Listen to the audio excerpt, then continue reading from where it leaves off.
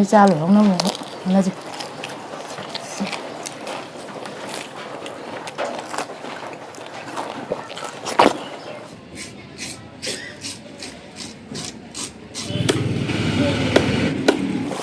ꯂꯥꯏ ꯍꯦꯛꯄ ꯆꯠꯇꯨꯅꯦꯕꯀꯣ ꯏꯄꯥꯛ ꯑꯃ ꯂꯥꯜꯂꯒ ꯎꯒꯗꯤ ꯑꯝꯇ ꯎꯈꯤꯗ꯭ꯔꯦ ꯂꯪꯇ꯭ꯔꯤꯛ ꯂꯪꯈ꯭ꯔꯦ ꯁꯤ ꯏꯄꯥꯛꯁꯦ ꯂꯥꯜꯂꯒꯅꯦ ꯑꯥꯗ ꯍꯧꯔꯤꯕ ꯂꯥꯁꯤꯅꯤ ꯍꯦꯛꯇꯣꯏꯁꯦ ꯁꯤ ꯕꯨꯠ ꯊꯨꯝꯃꯤꯁꯦ ꯑꯩꯈꯣꯏꯅ ꯆꯠꯅꯕ ꯂꯝꯕꯤꯅꯦꯕ ꯁꯤꯁꯦ ꯁꯣꯝ ꯁꯤꯒꯤ ꯄꯜꯂꯤꯅꯦꯕ ꯁꯤꯗꯒꯤꯅ ꯂꯧꯕꯨꯛꯅꯦꯕꯀꯣ ꯑꯩꯈꯣꯏꯅ ꯆꯠꯅꯕ ꯂꯝꯕꯤꯅꯤ ꯁꯤ ꯏꯁꯤꯡ ꯂꯝꯕꯤꯗꯅ ꯏꯁꯤꯡ ꯊꯨꯝꯃꯤꯁꯦ ꯕꯨꯠ ꯀꯣꯏꯂꯥꯁ ꯊꯥꯕ ꯃꯇꯦꯛ ꯑꯃꯃꯨꯛ ꯆꯠꯂꯅꯤ ꯆꯠꯂꯗꯤ ꯌꯧꯋꯦ ꯑꯗꯨꯅꯤ ꯁꯤꯗꯒꯤ ꯈ꯭ꯋꯥꯏ ꯄꯥꯝꯖꯕ ꯑꯃ ꯈꯜꯂꯒ ꯌꯦꯡꯉ ꯁꯤꯗ ꯂꯩꯔꯦ ꯃꯤꯈꯨꯞ ꯑꯃ ꯋꯥꯡꯅ ꯃꯌꯥꯝ ꯄꯨꯝꯅꯃꯛ ꯏꯀꯣꯅꯣꯅ ꯈꯨꯔꯨꯝꯖꯔꯤ ꯉꯁꯤꯗꯤ ꯄꯥꯟ ꯏꯔꯣꯝꯕꯒ ꯉꯍꯥꯟꯒꯤ ꯉꯥ ꯄꯀꯨ ꯇꯥꯎꯔꯒ ꯊꯣꯡꯕꯗ ꯑꯗꯨꯅꯦꯕ ꯍꯥꯏꯗꯤ ꯃꯃꯥꯒꯤ ꯏꯕꯥꯅꯤ ꯉꯍꯥꯟ ꯆꯥꯕꯗ ꯏꯆꯥꯅ ꯑꯗꯨꯒꯤ ꯍꯦꯟꯖꯥꯡꯁꯦ ꯌꯥꯝ ꯍꯥꯎꯗꯧ ꯃꯥꯜꯂꯦ ꯆꯥꯅꯤꯡꯉꯦ ꯍꯥꯏꯕꯗꯨꯗ ꯊꯣꯡꯉꯅꯦꯕ ꯅꯪ ꯅꯍꯥꯟ ꯆꯥꯈꯤꯕ ꯍꯦꯟꯖꯥꯡꯗꯣ ꯍꯥꯎꯗꯧ ꯃꯥꯟꯃꯟꯗꯅ ꯉꯁꯤꯗꯤ ꯏꯆꯥꯒ ꯑꯝꯇꯪ ꯄꯨꯜꯂꯞ ꯆꯥꯃꯤꯟꯅꯁꯦꯗꯅ ꯏꯆꯥꯒ ꯑꯗꯨꯗꯤ ꯉꯁꯤꯒꯤ ꯃꯊꯦꯜꯁꯦ ꯆꯥꯕ ꯍꯧꯖꯤꯜꯂꯛꯑꯒꯦ ꯃꯇꯝ ꯃꯥꯡꯍꯟꯗꯕꯤꯗ ꯄꯥꯟ ꯏꯔꯣꯝꯕ ꯍꯩꯖꯤꯜꯂꯛꯑꯒꯦ ꯏꯆꯥ ꯏꯇꯀꯣ ꯍꯧꯖꯤꯜꯂꯦ ꯍꯧꯔꯁꯤ ꯈꯣꯠꯇꯧꯔ ꯆꯥꯛꯁꯦ ꯅꯣꯡꯁꯨ ꯀꯟꯅ ꯇꯥꯁꯜꯂꯦ ꯅꯣꯡ ꯇꯥꯕ ꯂꯣꯏꯗ꯭ꯔꯤꯉꯩꯁꯤꯗ ꯆꯥꯕ ꯂꯣꯏꯁꯤꯜꯂꯛꯑꯒꯦ ꯆꯥꯛꯈꯨꯝ ꯐꯖꯅ ꯆꯥꯁꯤꯜꯂꯨ ꯍꯥꯎꯕ꯭ꯔꯥ ꯌꯦꯡꯉꯣ ꯑꯗꯨꯒ ꯑꯩ ꯍꯧꯔꯦ ꯏꯀꯥꯏꯊꯕꯤꯁꯦ ꯈꯔ ꯂꯧꯒꯦꯀꯣ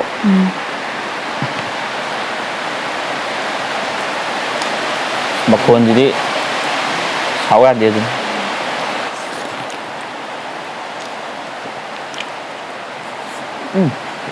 ꯄꯥꯟ ꯏꯔꯣꯝꯕꯁꯤ ꯃꯩ ꯇꯥꯏ ꯍꯥꯎ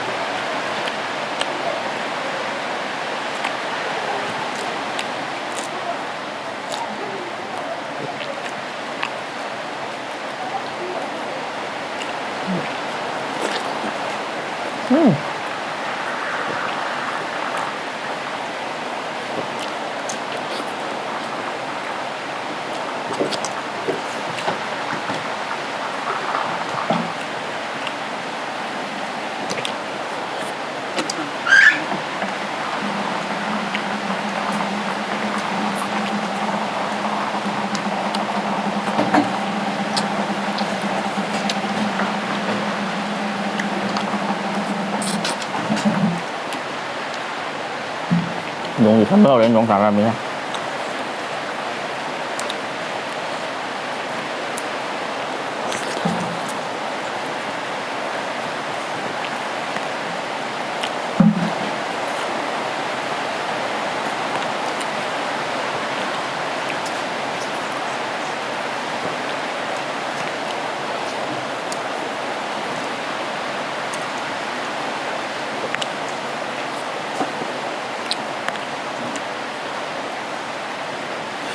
ꯁꯤꯗꯤ ꯅꯣꯡ ꯊꯥꯟꯕ ꯂꯥꯏꯁꯦ ꯁ꯭ꯋꯥꯏꯗꯒ ꯂꯩꯔꯝꯕ ꯑꯣꯏꯔꯗꯤ ꯆꯩ ꯐꯅꯌꯥꯝ ꯆꯥꯅꯤ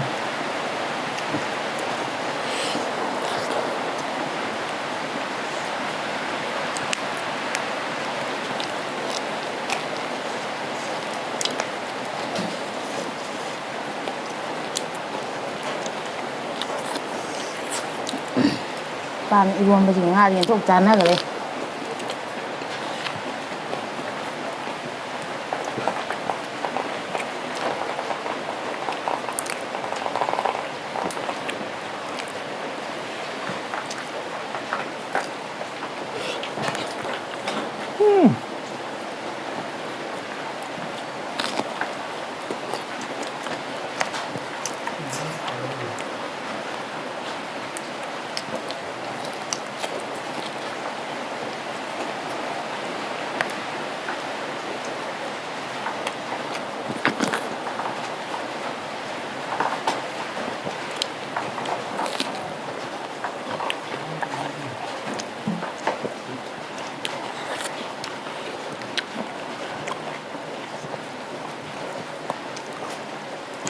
ꯆꯥꯂꯨꯛꯁꯤꯗꯒ ꯅꯣꯡ ꯆꯨꯁꯜꯂꯛꯄꯁꯤꯗꯤ ꯐꯖꯗ꯭ꯔꯦ ꯑꯗꯣ ꯀꯩ ꯎꯄꯥꯏ ꯂꯩ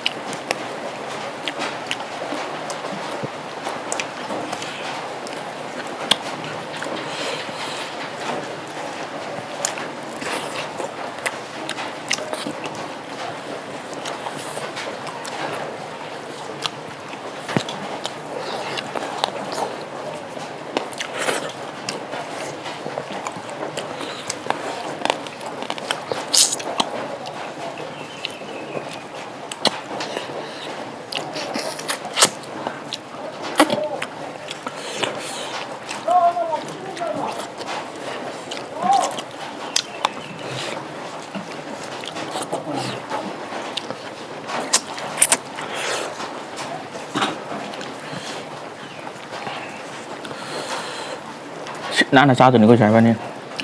Thả thế này đâu. Sao lúc nó ta sẽ lấy gì bịa ra này?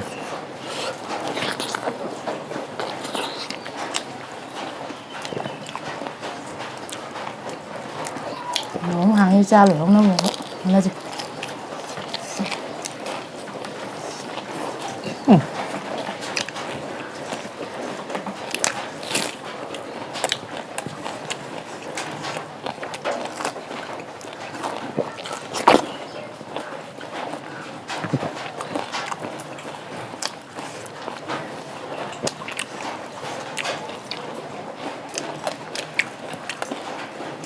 Mì to rồi sao?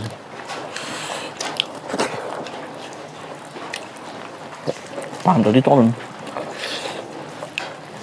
Đây vừa vừa chắc rồi.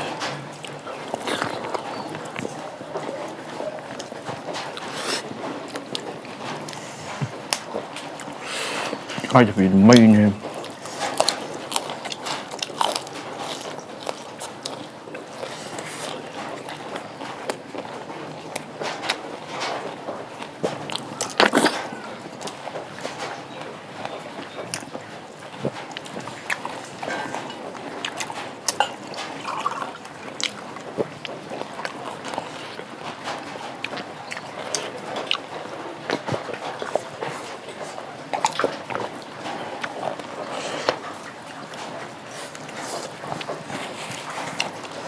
Nông hàng sang cái đầu rồi, mấy ông một số cái này tốt rồi ạ.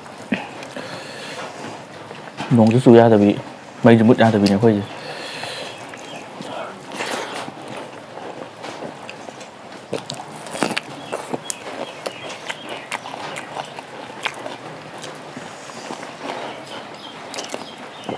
Sắc cái tông hoa tôm này bà, sắc lâu cái bà. Sắc làm thì nó thiếu cái tông này bà, cái tông hoa tôm này cái tông đâu này bà.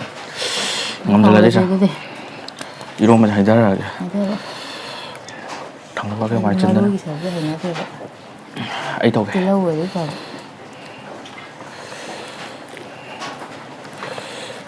toàn 이런 거 mèo mà cứ quậy phòng chơi đi. Nha thì em lột sắt là cái. Lột sắt rồi.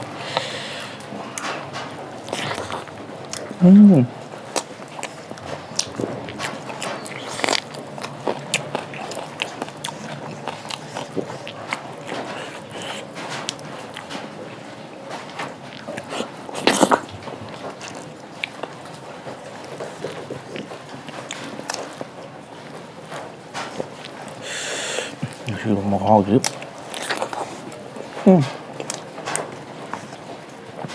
Ngon ngầm rồi. Dạ sao là cái.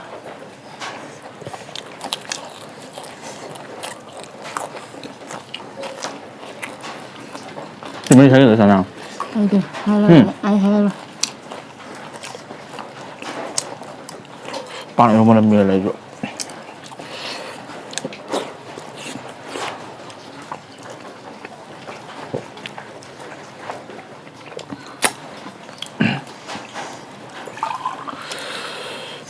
Video này mới được xử lý có cho nên nông hàng rồi tôi mới lên rồi. Thái họ đồng bật đỡ. Khả năng bộ họ mới chắc rồi.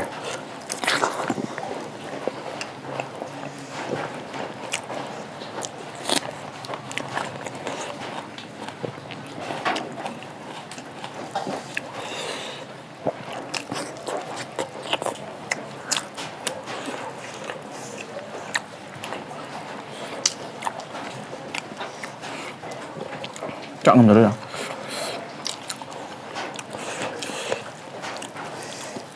ngâm rồi Ya, rồi rom bây giờ. đấy ngâm được là cái nó là ngâm được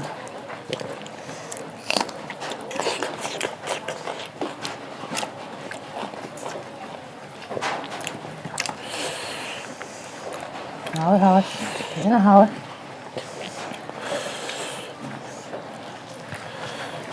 Cái xa đi mình đang xa từ trước rồi.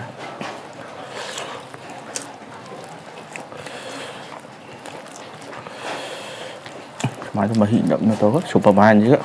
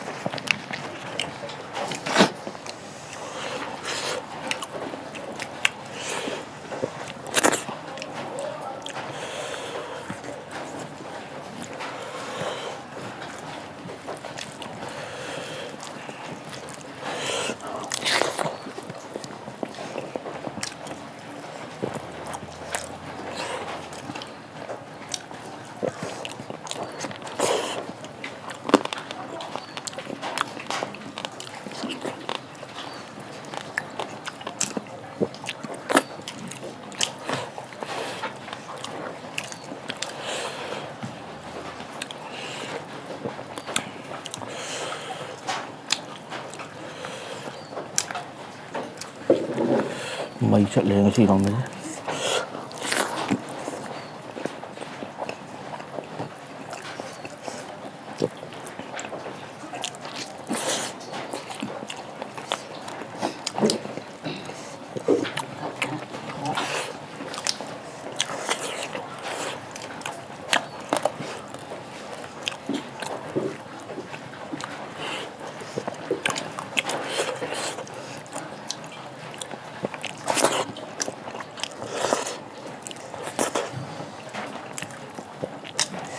si paku hai bang ha cha be ya cha ba da sen mang de si cái mà tí hỏi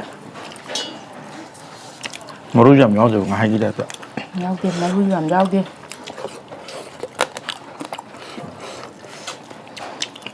xem nó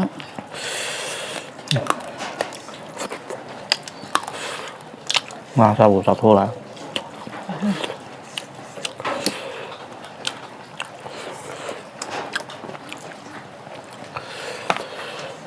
Nông sẽ lại.